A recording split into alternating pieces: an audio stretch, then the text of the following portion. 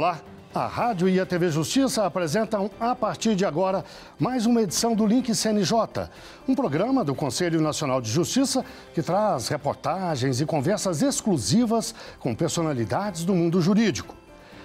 E hoje vamos falar do plano de trabalho para os próximos 2 anos no CNJ. O plano apresentado pelo ministro Luiz Roberto Barroso tem como lema Justiça Eficiente para você.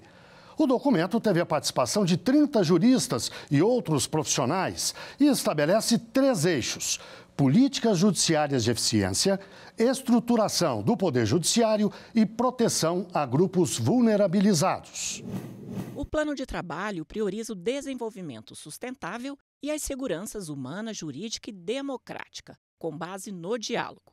Para isso, os projetos estratégicos que já estão em desenvolvimento na gestão do ministro foram divididos em 3 eixos. O eixo número 1 fica a cargo das políticas judiciárias de eficiência, como o enfrentamento dos problemas da execução fiscal, tratamento da litigiosidade de massa, tecnologia da informação e inovação e inteligência artificial. Melhorar a eficiência da justiça, sobretudo no tocante à celeridade dos processos. A justiça brasileira tem alguns gargalos, não vou entrar aqui em tecnicalidades para aborrecer os senhores, mas o maior gargalo da justiça brasileira, do Poder Judiciário brasileiro, chama-se execução fiscal, que é a cobrança da dívida fiscal, da dívida pública em relação a particulares, e nós temos algumas ideias para agilizar esse problema.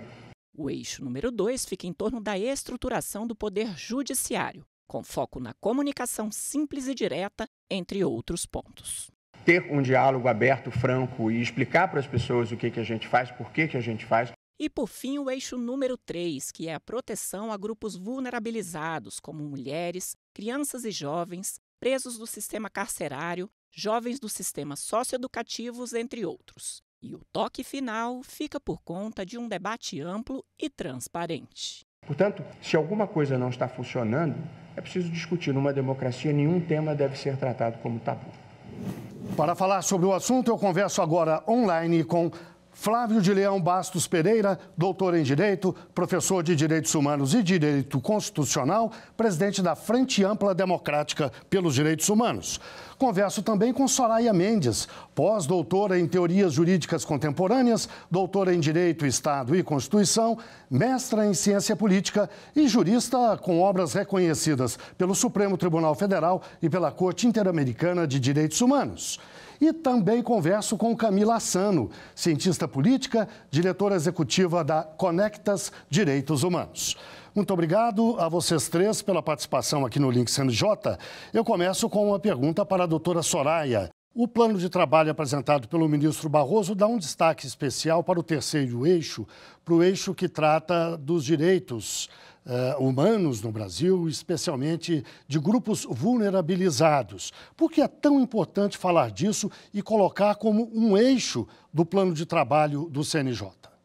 É, sim, de absoluta prioridade e importância o destaque aos grupos vulnerabilizados. Eu começaria até mesmo dizendo pela nomenclatura, porque, veja, eu sou uma pessoa que trabalha já há algum tempo com uma perspectiva não de pessoas vulneráveis, mas, na realidade, de grupos que são vulnerados.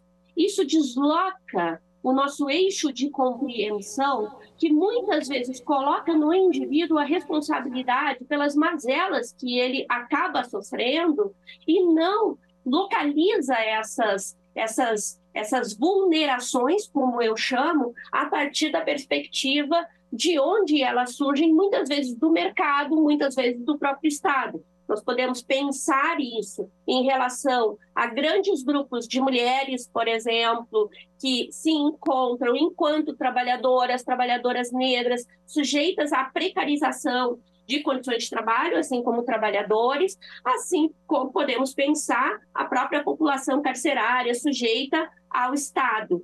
Então, me parece absolutamente importante que esteja na pauta como um dos 3 temas, isso quer dizer, com um destaque fundamental para o que se pensa em termos da justiça brasileira, justiça com um J maiúsculo aqui, nesse biênio sob a presidência do ministro Barroso.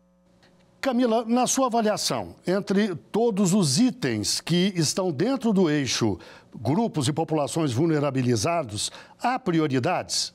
Ao pensar em grupos vulnerabilizados, aqui já tem um acerto muito grande da presidência do ministro Barroso em destacar a importância do Poder Judiciário, da Justiça, em olhar para esses grupos que são parte da nossa população e precisam ter essa atenção justamente buscando esse ideal de direitos humanos como direito de todos, todas e todes.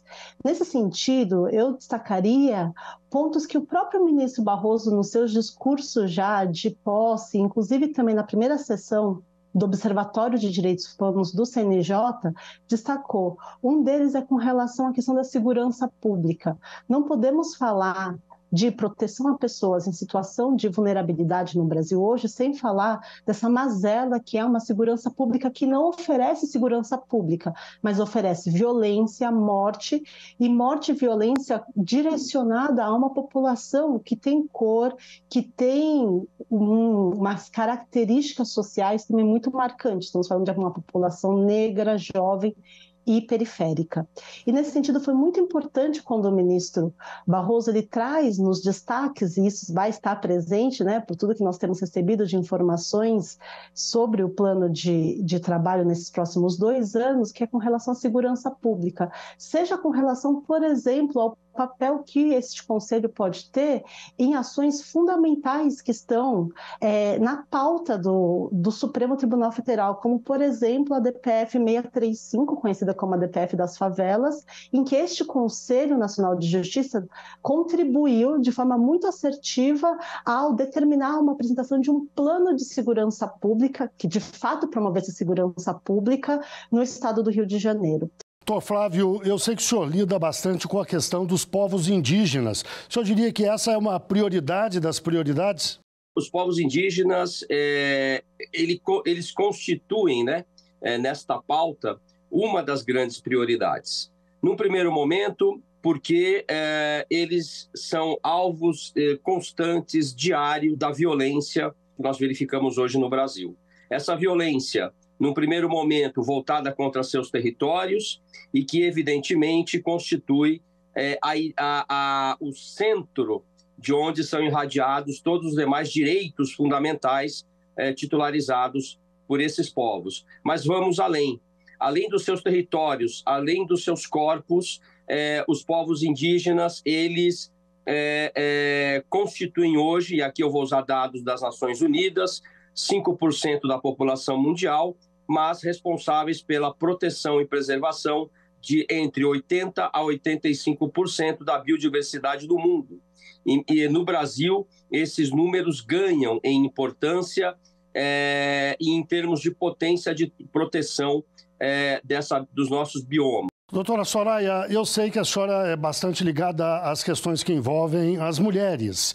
Eu lhe pediria, e esse é um assunto muito amplo, muito vasto, mas eu pediria que a senhora elegesse os pontos mais importantes que o CNJ deveria abordar, deveria tratar na condução desse plano de trabalho. Por favor. Nós temos ainda no Brasil uma marca fundamental, que é a estrutura patriarcal, que coloca as mulheres em uma condição de subalternidade, muitas vezes, ou no mais das vezes, infelizmente, submetidas a partir da violência. Então, os índices que nós temos de violência contra as mulheres no Brasil são alarmantes, a ponto de nós estarmos no topo do ranking dos países onde mais se mata mulheres no mundo. E veja que quando nós estamos falando de mulheres, nós estamos falando aqui de registros de ocorrência que tomam em consideração normalmente aquelas situações mais típicas de feminicídio, são as que acontecem em decorrência de violência doméstica familiar, ou seja, nós não estamos falando de outros tipos de mortes de mulheres decorrentes de crimes de ódio, em função da intolerância religiosa, em função da lesbofobia, da transfobia, em função mesmo de outras questões que envolvem também grupos vulneráveis que se encontram no exercício do seu trabalho nas ruas, como é o caso das profissionais do sexo. Então, eu diria que um dos temas principais não é o único, mas a ser levado em consideração é sim a questão da violência contra a mulher. Camila, eu sei que você lida com outro assunto muito importante também, que é a questão do sistema carcerário e do sistema socioeducativo no Brasil. Ou seja, de adultos e jovens que têm privação de liberdade e que sofrem, todos sabemos, as piores condições que se tem notícia no mundo, talvez esteja entre as piores mesmo, de vida, não é? Cumprimento de pena além do necessário, ou além do desejável, além do que foi estabelecido pela Justiça, condições degradantes. Eu gostaria que a senhora nos dissesse o que a senhora espera do CNJ nessa área. É bom lembrar que o CNJ atua há alguns anos já, fortemente, com uma série de iniciativas, mas o problema persiste, porque ele não basta a Justiça, é um problema de toda a sociedade. Então, eu lhe pediria que a senhora espera do CNJ, da parte do CNJ. Bom, são muitas expectativas, inclusive de continuidade desse trabalho tão importante que o Conselho já tem feito. Mas se eu pudesse destacar, acho que 3 pontos. O primeiro é a produção de dados.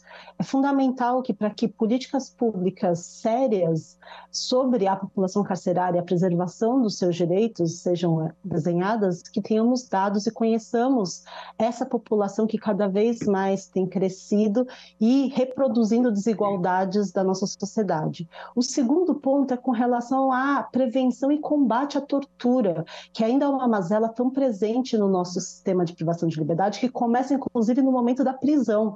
E o terceiro ponto é o grande desafio do Brasil de redução do encarceramento, porque o Brasil prende muito, prende mal e prende reproduzindo desigualdades e discriminações raciais. O racismo está muito presente na forma como o Brasil prende. Doutor Flávio, há pouco a doutora Soraya falou sobre a questão da violência contra as mulheres. E entre as mulheres, há algumas que sofrem mais violência do que outras. As mulheres negras, por exemplo, mas também as mulheres indígenas e quilombolas. Eu gostaria que o senhor nos falasse um pouco de qual é a situação dessas mulheres hoje no Brasil e que tipo de atitude se espera do CNJ em relação a elas. Mas vou pedir que o senhor nos responda daqui a pouquinho, logo depois do intervalo. O Link CNJ, portanto, faz uma breve pausa e volta já já.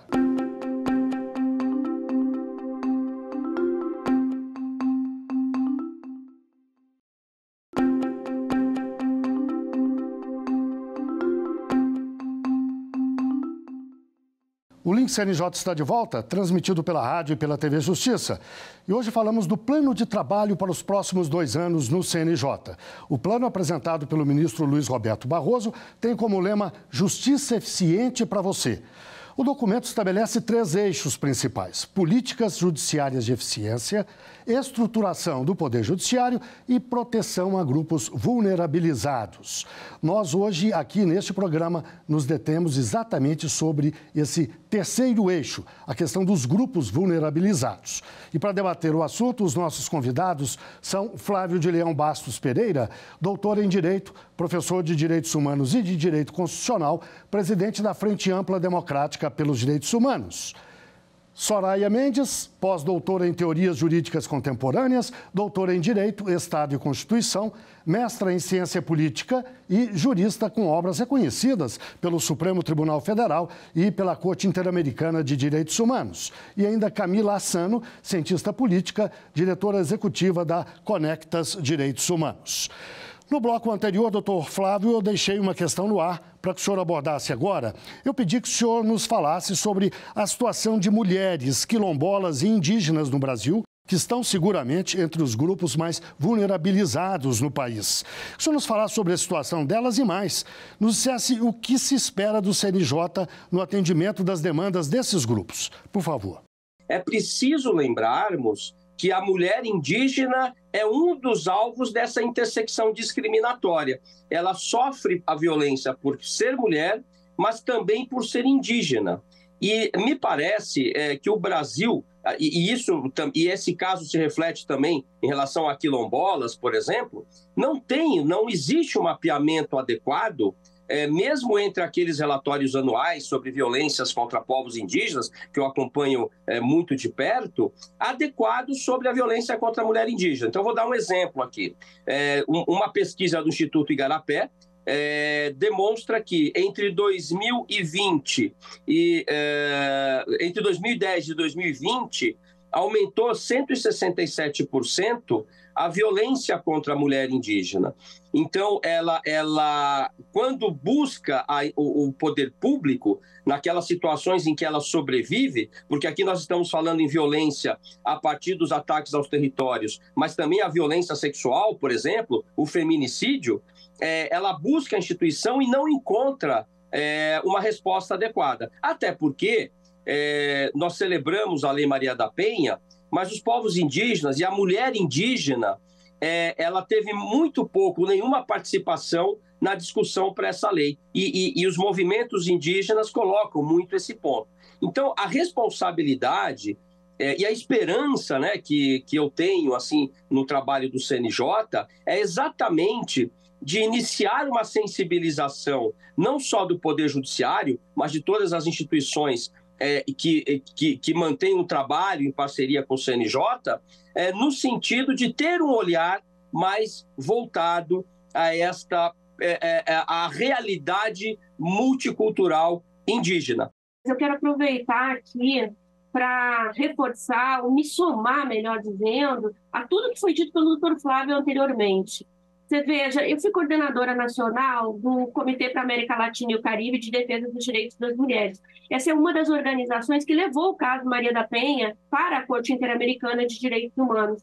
E ele tem absoluta razão quando ele diz que, quando toda essa política foi gestada em função de uma demanda internacional, ela foi gestada ainda muito setorizada, de maneira que nem todas as mulheres, aqui falemos no plural, tivessem participação.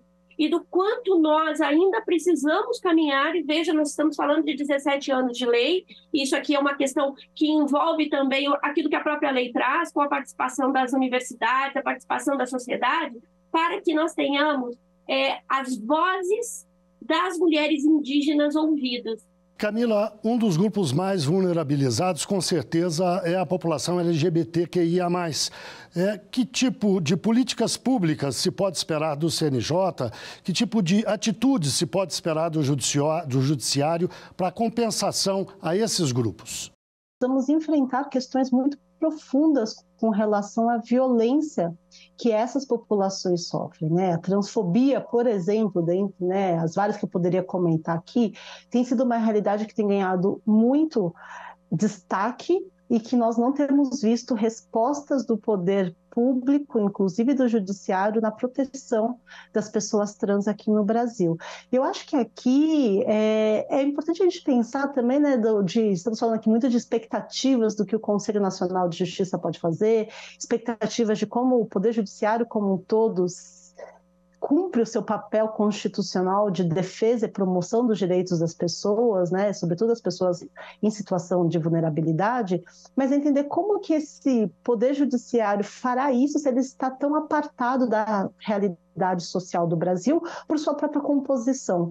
Então, enquanto nós tivermos um Poder Judiciário majoritariamente masculino e branco, nós não vamos ter como receber desse mesmo Poder Judiciário soluções e decisões que estejam em contato direto com a realidade desse país que nós temos, deste Brasil. Então, por isso também queria aqui destacar um importante ponto que foi anunciado já pelo ministro Barroso como parte de uma das suas primeiras ações na sua presidência do CNJ, que é uma parceria com a Escola de Direito da FGV, de criação de um programa de bolsas para candidatas e candidatos negras que vão se candidatar a vagas na magistratura. Então, acho que isso é fundamental, porque não basta só pensarmos na política de cotas, mas como também as condições para que as pessoas se preparem e possam participar em condição de mais igualdade de candidaturas, né, e de concursos aconteça. E aqui eu não poderia não mencionar a resolução histórica e justa liderada pela ministra Rosa Weber na sua presidência aqui nesse conselho, de criar uma alternância de gênero no preenchimento das vagas, né? Basicamente, a gente está falando de uma reparação, de uma correção com relação à representação de gênero no judiciário, né? Então, acho que isso mostra um exemplo de o que o Conselho já fez e o que o Conselho pode fazer. Doutor Flávio, a Camila lembrou que o plano de trabalho do ministro Barroso inclui a concessão de bolsas de estudos para pessoas pobres que querem fazer o concurso para a magistratura, por exemplo, para o judiciário como um todo.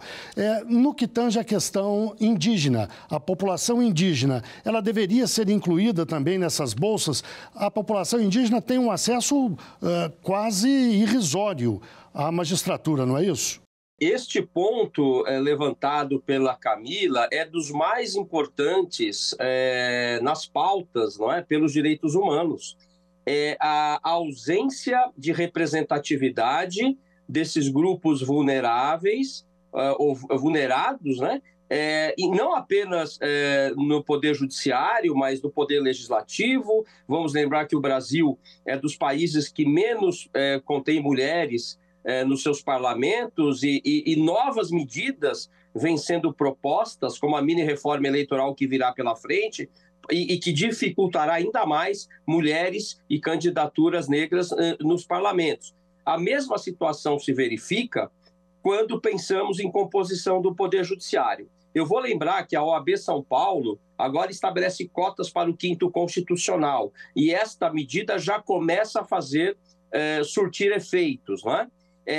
Também, como disse a Camila, enquanto não tivermos uma composição mais democrática e representativa da sociedade, de fato, as instituições se colocarão muito distantes das ruas, da realidade da população. Então, a mim parece que a proposição do plano pelo ministro Barroso, a resolução lembrada pela Camila, proposta pela ministra Rosa Weber, são essenciais para que a gente possa alterar na base, na estrutura, esse tipo de situação. Bem, chegamos ao fim da nossa entrevista. Eu agradeço muito a participação de Flávio de Leão Bastos Pereira, doutor em Direito, professor de Direitos Humanos e de Direito Constitucional, presidente da Frente Ampla Democrática pelos Direitos Humanos. Agradeço também a doutora Soraya Mendes, pós-doutora em Teorias Jurídicas Contemporâneas, doutora em Direito, Estado e Constituição, mestra em Ciência Política e jurista com obras reconhecidas no Supremo Tribunal Federal e também na Corte Interamericana de Direitos Humanos. E agradeço ainda a Camila Assano, cientista política, diretora executiva da Conectas Direitos Humanos. Bem, e agora o link CNJ da Notícias da Justiça. Vamos fazer um giro pelos estados e pelos tribunais do país. Representantes do Tribunal de Justiça da Paraíba realizam visita ao Centro Judiciário de Solução de Conflitos e Cidadania Indígena da comarca de Rio Tinto. O intuito é conhecer melhor o local, conversar com os servidores e representantes das aldeias e iniciar o processo de organização de um curso de mediadores. A ideia é capacitar moradores da região para atuarem nas situações de conflitos da comunidade indígena local. O Tribunal de Justiça da Bahia divulga em sua página da internet informações sobre emissão de documentos para pessoas privadas de liberdade e dúvidas sobre contratação das pessoas que já saíram do sistema prisional. Essas informações foram elaboradas pelo Conselho Nacional de Justiça por meio do programa Fazendo Justiça e estão disponíveis na página do CNJ. O Guia à Cartilha para fortalecimento da política judiciária em apoio às vítimas de crimes e atos infracionais são lançados no Tribunal de Justiça do Rio de Janeiro. As duas publicações são voltadas para públicos distintos. Uma busca guiar a atuação dos agentes do Poder Judiciário, enquanto a outra tem o objetivo de orientar as vítimas. A iniciativa teve início com resolução do CNJ, que lançou a Política Nacional. As publicações foram produzidas com o apoio técnico do programa do CNJ, Fazendo Justiça.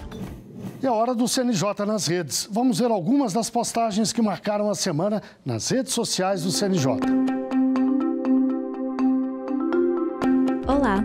Na última semana, aconteceu a primeira edição do Prêmio Corregedoria Ética. O prêmio é um reconhecimento da Corregedoria Nacional de Justiça às boas práticas e desempenho dos órgãos que alcançaram os melhores resultados na média dos indicadores de cumprimento das metas nacionais da Corregedorias. Em nossas redes, contamos quem foi reconhecido na premiação. Buscando cada vez mais igualdade e equidade de gênero, o CNJ alterou o regimento interno, adotando a medida que prevê mais vagas para as mulheres. A novidade assegura pelo menos 50% das vagas internas, preferencialmente para mulheres, e vale para todos os cargos. E para você que está quase se formando, fique atento! Fizemos um post especial falando que pagar pelo diploma está errado. Quem deve arcar com os custos do diploma é a instituição de ensino, segundo portaria do próprio Ministério da Educação. Acesse as nossas redes e veja os detalhes sobre essa questão e diversas outras. Até a próxima! Tchau! Agora vamos ao quadro Uma História. É aquele momento em que uma juíza ou um juiz fala de uma experiência profissional que marcou a carreira dela ou dele.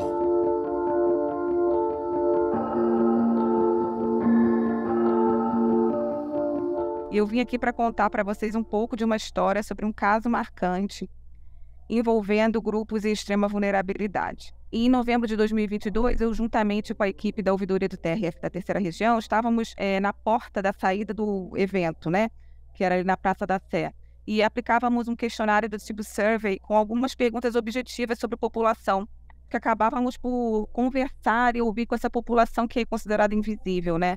E algumas perguntas dessas perguntas objetivas, né, do questionário, era: o senhor gostaria, a senhora gostaria de voltar para o convívio com sua família ou outra pessoa desconhecida e sair da rua? E por que você nunca saiu da rua até agora, né? Essa era uma das perguntas, dentre outras. E algumas vezes eu ouvi dos entrevistados frases muito impactantes como: eu prefiro 1000 vezes morar na rua a voltar para minha família, senhora.